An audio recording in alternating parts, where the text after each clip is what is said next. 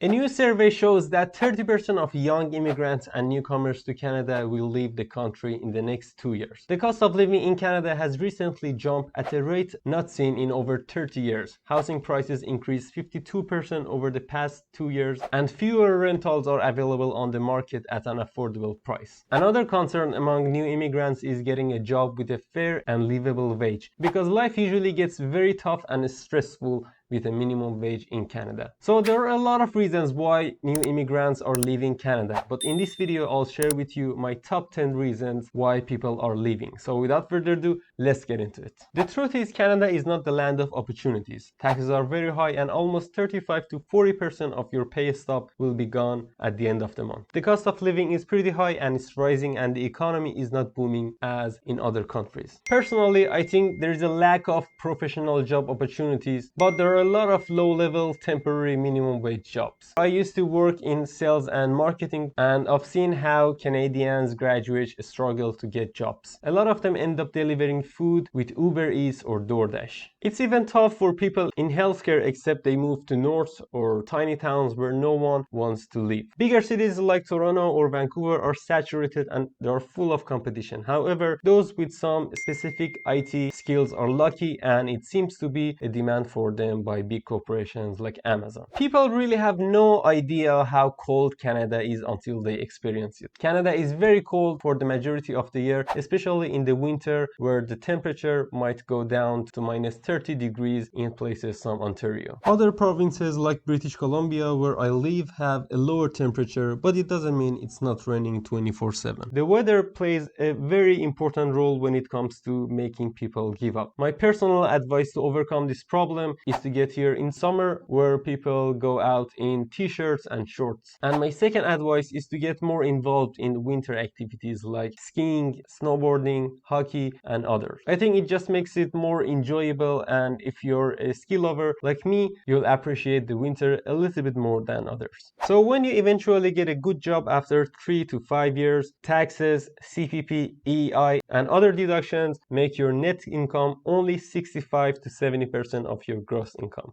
Most immigrants don't appreciate these unnecessary deductions from their salary. They are used to low deductions from their home country, or in some cases zero taxes, like places in Dubai or other tax havens. In case you're not familiar with Canadian pay stub deductions, here is an example. If you have a monthly or bi-weekly salary of $2,500 in Canada, there's going to be $400 for federal and provincial tax deductions, $123 for CPP or Canadian pension plan, and finally $40 for EI or employment insurance. So as you can see, you should expect a total deduction of $566 from your $2,500, which gives us a net income of $1,933. Another point that really bothers some newcomers in Canada is the high cost of living, from rents, food, groceries to internet and cell phone bills. In my last video, I talked about the cost of living in Canada, which is a very informative video, so make sure to watch it next. But right now, I'll give you a quick overview of my monthly living expenses so you'll know what to expect. Rent for a one-bedroom apartment, hydro, tenant insurance, internet, cell phone, food and groceries, restaurants, coffee shops, public transit, car ownership, health insurance for international students, gym membership, entertainment, and other expenses. From my personal experience, if you live in a major city like Toronto or Vancouver, you should expect $1,500 before paying your rent, or $3,000 to $3,500 after paying your rent. Lastly, just to make it easier to understand, I'll share with you the average cost for basic groceries in Canada. As you can see, here is a list of the most popular grocery items, so you can pause this video to check out the prices. Canada is a socialist country with high income taxes, and 35% of your pay stub deductions are used for your healthcare. One of my friends said he used to pay a tax of $12,000 a year in the US, while with almost the same income in Canada, he is paying $22,000 a year. He said he could buy the best insurance for an extra $10,000 in the US, where even dental and cosmetics are covered and treatments are super fast. In Canada, you have to wait for months for a test or a report, and follow-ups take another long time. Needless to mention, in Canadian insurance, dental is not covered. Surgeries wait time could be 1 to 2 years. I remember from 2019 to 2021, when the COVID hit, a lot of surgeries in Canada got cancelled because hospitals claimed that they didn't have enough staff. Sometimes it can be cheaper if you get a flight and fly back home and do your treatment in your home country. In many countries like Turkey, India, and Iran, dentists are very inexpensive,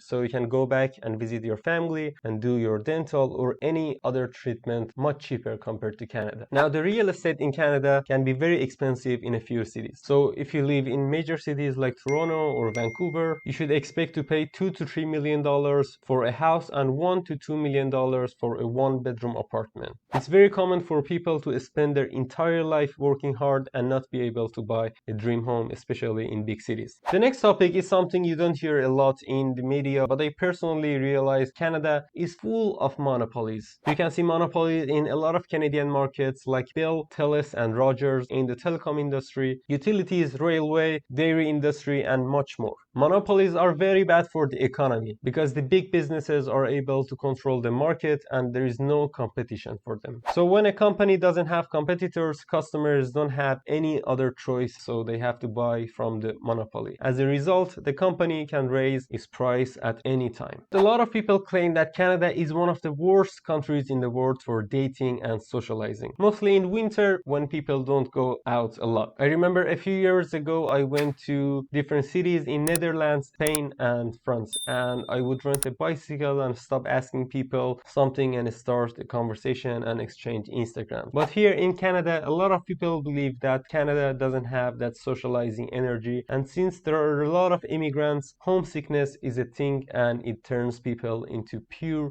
introverts. So make sure to comment below and let me know what do you think about dating in Canada. Now, I'm sure you didn't know this topic, but dining out in Canada is quite expensive. Now, I'm not talking about the fast foods like McDonald's or Subway, but if you go to any restaurant after you get your bill, you'll realize that on top of your food costs, there is a 13% sales tax as well as a 15 to 25% tip. If you dine out for 2 people, the food costs $100 plus $15 tip plus $15 sales tax, which gives us a total of $130. The last one is some people only come here with the goal of getting a Canadian citizenship and a Canadian passport, which opens a huge options of countries they can go to. So these new immigrants meet the physical presence requirements, which is 3 years out of 5 years right now, and they get a Canadian passport and move or travel to another country where they always wanted to live in and travel to. So I mentioned the top 10 reasons why people are leaving Canada, but I don't want this video to look biased to any viewers, so I'm going to share with you the top 10 good things about Canada as well. As you can see, there is a safe country, there is gun control, there are lots of Indian, Chinese, and Persian local restaurants. It's a beautiful country in any way, the air quality is good, it's a family-friendly country,